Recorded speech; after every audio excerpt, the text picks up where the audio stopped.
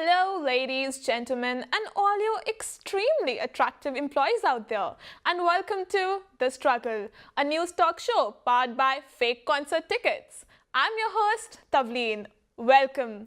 Tonight, we'll be discussing pizza with Pauline Hanson, misrepresented activists, and Clive Palmer's dinosaurs. Australia, it's that time again. A federal election means democracy sausages, onions, and even more onions. But I have always been interested in what it tastes like, so let's see.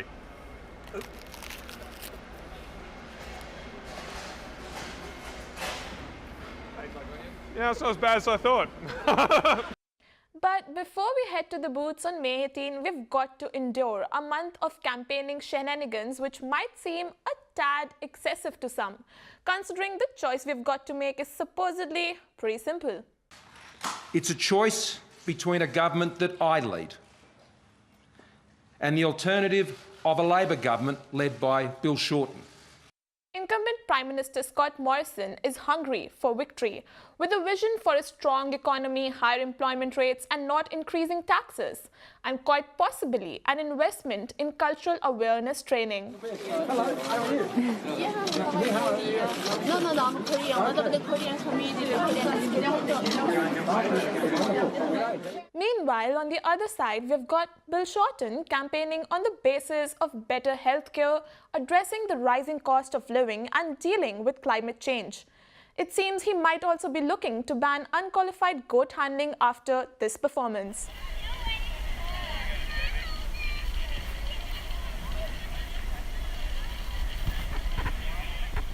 But it hasn't taken long for accusations to fly from one party to the other, with electric vehicles already giving ScoMo the chance to attack Bill Shorten's plans.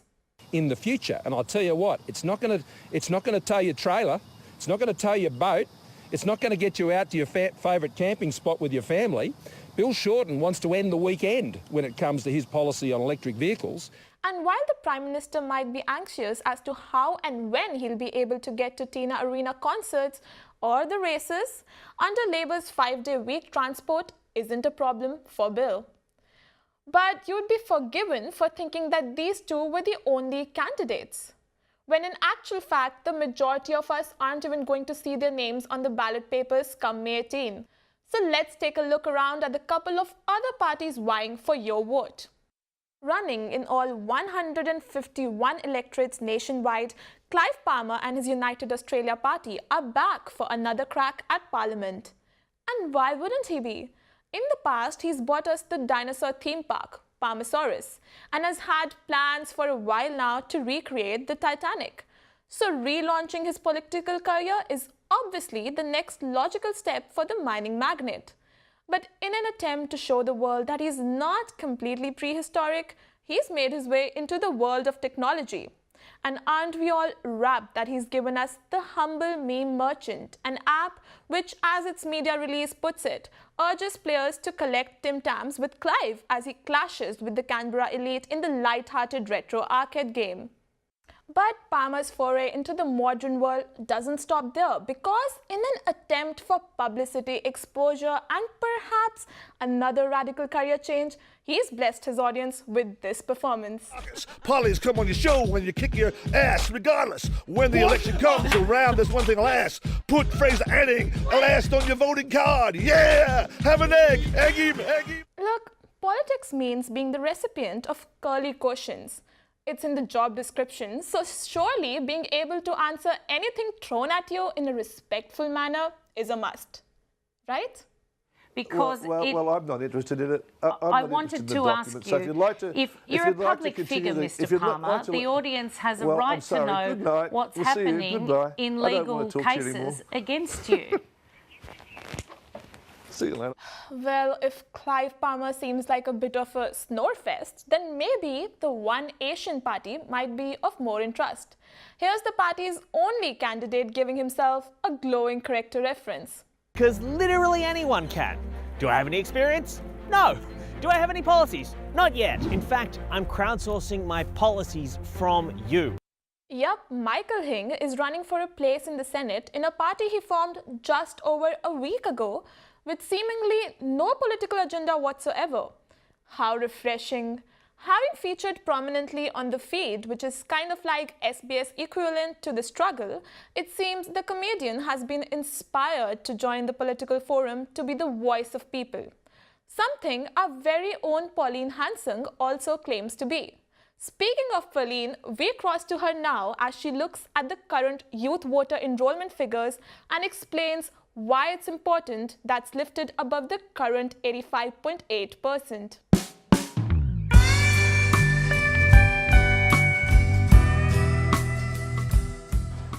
Bad luck to all the millennials who forgot to enroll last year.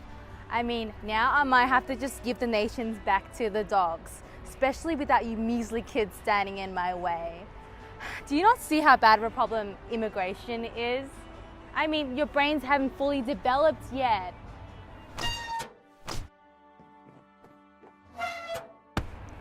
You're f***ing stupid.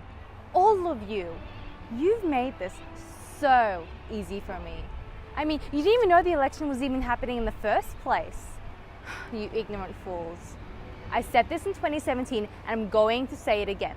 The legal age to be voting should be increased to 21 because all of you are f***ing clueless. I'd also look at raising the age limit for voting as well to 21. I think that these things need to be debated. I'd like to hear the people's opinion about it, how they feel about it. This is what happens when you vaccinate your kids. They become dumbasses and overall just too damn sensitive. I mean, trust the youth of Australia to leave something last minute and then f*** it up.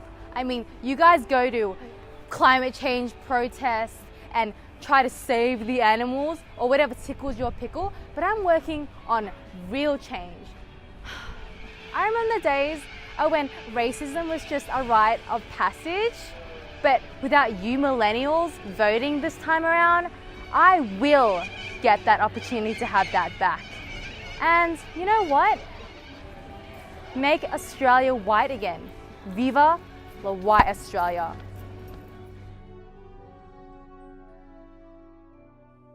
Wait. That is not what she told us she wanted to say.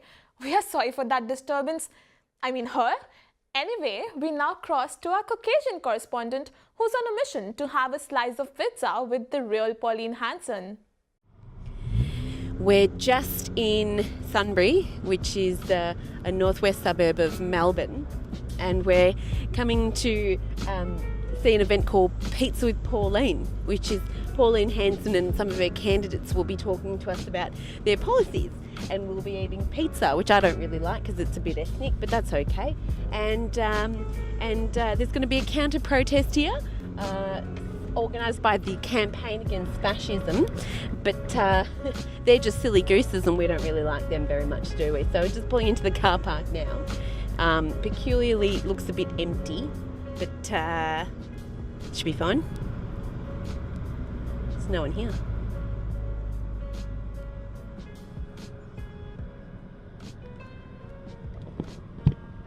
We might have to go for a walk and have a look what's going on.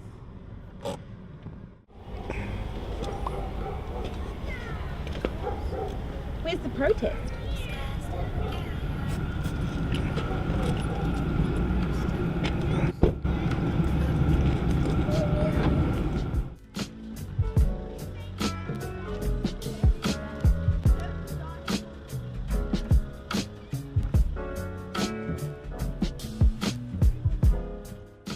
Is that Pauline? Yeah, that might be her over there, so we'll just go have a look quickly.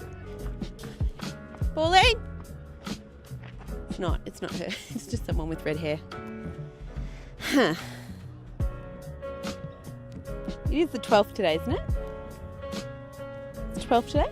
12th of April. Friday, 12th of April, 6 p.m, Sunbury. Okay. I'll just send them a quick text. Maybe I'll give them a quick buzz. G'day, is that Rowan from One Nation? G'day, mate. Yeah, no, I'm just here in Sunbury at the moment.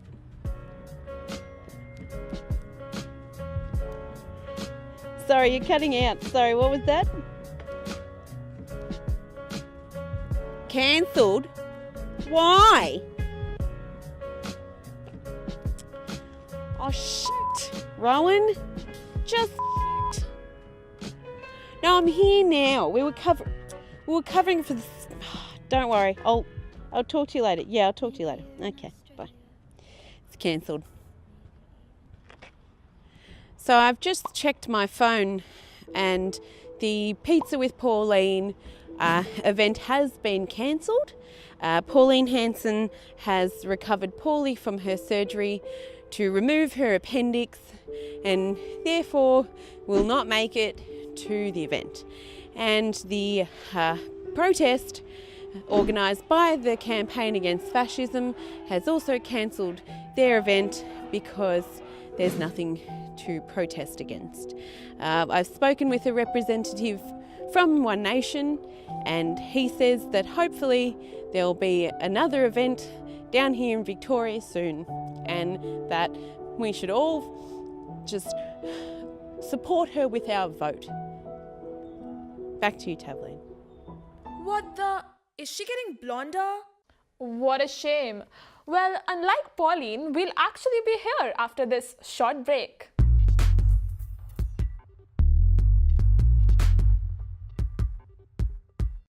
Welcome back. Have you ever felt that your beauty might threaten your employment? I know I have. I mean, sometimes it can be really hard to be the best looking person in the office. One New South Wales police officer and trainee prosecutor knows exactly what I'm talking about. Bankstown local Sarah Morgan has been suspended from the police force over a feud concerning her good looks. Sarah's supervisor, Sergeant Lee Stevens, allegedly felt threatened by her beauty and became obsessed with her diet, dress size, and her intelligence. Sarah believed that Lee was trying to push her out of her job, and one colleague even recorded in a diary that Sarah won't be staying here, she's too pretty. Apparently fearing she would lose her job, Sarah secretly recorded conversations with Lee and other supervisors.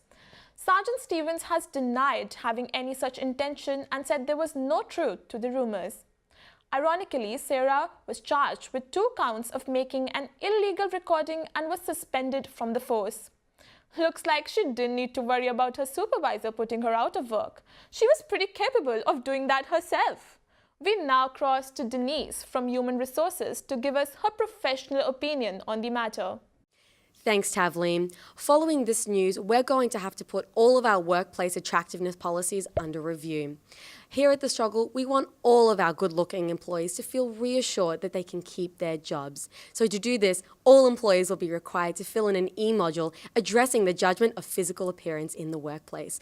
No more need for phone recordings, entrapment, or employee pettiness. Sweetie, you do not have survivalist cheekbones. You're not the prettiest. I should be fired first. Sweetie, I'm prettier than you and I'm twice your age. You know what? What in your caucasity is this? You have no idea what you're talking about. Ladies, deep breath. Here at The Struggle, we appreciate your talent and your irresistible good looks. Do you know what, after this, we'll head back to my office, we can have a little chat, okay? It's good. Thank God that here at The Struggle, we have a responsible HR manager that can ensure all employees' happiness. Fuck off, Denise! Nobody cares about your castle. Go home! Okay, please. Okay, back to you. Okay then, we're off to the ads for a minute, but we shall return.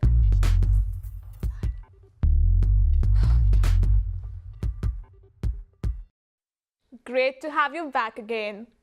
Have you had an email from a Nigerian prince lately? Or perhaps a call from the ATO with a warrant for your arrest? Or 2. Now if we don't hear from you, we have to issue arrest warrant under your name and get you arrested. So get back to me as soon as possible. Or maybe a slightly sketchy email from the ANZ. Well, I'm here to tell you that no, you are not the estranged third cousin of the late president of the Democratic Republic of Congo. And no, you are not his next of kin. And no, you are not entitled to his $50 million inheritance if you simply email his lawyer your bank details. If you're thinking, come on, Tavleen, it is 2019, no one falls for scams anymore. Well, you're very wrong. Australians have lost almost $25.5 million already this year to scams. One hustle that came to light in March this year involved customers of the ANZ Bank receiving emails using official company branding. The emails explain that the bank will be introducing challenge questions to help customers to verify their identity. The email contains a link taking customers to an authentic-looking ANZ website where they must enter their customer number and password, directly handing this sensitive information to cybercriminals. But a scam that might hit some of us millennials closer to home are fraudsters selling fake tickets to sold-out festivals and concerts via Facebook. The Australian Competition and Consumer Commission received more than 1,000 complaints about ticket scams in 2018, with losses totaling about $380,000. If you're one of the people selling fake tickets, we extend to you this courtesy. Now, to talk to us more about the issue, we cross to our miscellaneous correspondent, Peter. Thanks, Tavleen. Unfortunately, you've actually caught me at a really bad time. You see, I was trying to get a ticket for Splendour, but they've already sold out. Just buy some on resale, I hear you say? Well, it's not that easy. It's not just nanas who are getting scammed online now. Yep, scammers have gotten so clever that even us tech-savvy millennials are being robbed online by people selling fake festival tickets. I'm going to chat to my friend Nick now about his experience trying to buy tickets online. So Nick, how'd you find out you're being scammed? So basically, I decided last minute that I was going to go to the Falls Festival, end of year, or New Year's Eve festival, and the tickets were all sold out for off the actual site. So I posted an ad on Gumtree saying I'm looking for tickets. I got a message from someone saying, I saw your ad on Gumtree, I've got some tickets. So I asked him how much they were, and he said, I'll give you 2 tickets for like $320. I said, I'll grab the 2 tickets. So I asked the guy, whereabouts do you live? I'll pick him up from him. He said, I'm actually in Melbourne right now. He said, I'll send the money to this ATM and I'll get it out and then I'll send you the tickets. Yeah. I said, look, can you just send me a photo of you holding your ID, just so I know, so see that you're legit. So he did. He sent me a photo of him holding his ID. So I thought, all right, well, still this guy seems legit and everything. And he sent me one of him holding the tickets and everything. I was like, oh, cool. So anyway, I forked up the cash and sent $320 to this random ATM. He took the money out, and I never heard back from him whatsoever. Just in case the scammer's somewhere out there watching, do you have a message that you'd like to send to him? Yeah, I just tell him he's a fucking dickhead. Just like, I tell him well played. I'd say, look, you got me, but you're a piece of shit. Well, I definitely won't be buying tickets off Facebook Marketplace now. Looks like the closest I'm going to get to see Childish Gambino play is through someone's shitty Snapchat story. Back to you, Tavleen. Don't worry, Peter. You can watch it on my story because I have tickets. Thanks, Prince Adibamge Adiyami III. Speaking of unwelcome surprises, vegan activists woke up early last week to block the intersection of Flinders and Swanston Street during peak hour. A classic case of sitting down for your beliefs. They have been condemned by the Prime Minister as green-collar criminals. I wonder if he was equating their activism with the true definition of green-collar crime? If anything gets a message across, it's making people absolutely hate you. And let's face it, while the ideals of a vegan are pure, protecting animals from dangerous carnivores and humans and all of that, this wasn't exactly the most effective way to create change. In fact, people responded by flooding socials with pro-meat propaganda. As we believe in balance here at The Struggle, we cross now to Emily to explain why not all vegans are traffic-blocking vigilantes. Welcome back to I'm a Millennial, Get Me Out of Here. Today, we'll be looking at activism, staying woke, things that millennials are all about. But to be quite frank, I'm sick of this trend. Take the other week when vegans stormed over here and delayed trains. I have serious beef. So that's why I'll be sitting down with a vegan activist who was part of the whole protest and finding out what was the point of it all. Yeah, so the protests, so there were coordinated actions all across Australia, and kind of the main point of them was they were in kind of commemoration of the anniversary of the release of the film Dominion. So it was released around a year ago, and coming up to 1 year since it was released, activists across Australia just were feeling that it didn't get the attention that we felt it needed to get. So the kind of bad press that we've been getting in a way is deconstructing this narrative that veganism is a personal choice. It's something that you do and it doesn't affect the rest of the world. So I think in a way the press has been a big part of breaking down that narrative and recentering animals at the centre of this movement rather than putting food at the centre of this movement or putting kind of a lifestyle choice. So it's completely blown out what we expect when we think of around conversations around animal rights. So I think it's so worth it just to have those conversations and to start that discussion and just to light this fire that really can't be put out. And yeah, I'm just excited to keep moving forward and keep going. Thanks for that, Emily. Well, that brings another week's show to a close. Thank you so much for watching, and please remember to like, share and sell your counterfeit tickets in the comments below. But until next time, the struggle, it's real.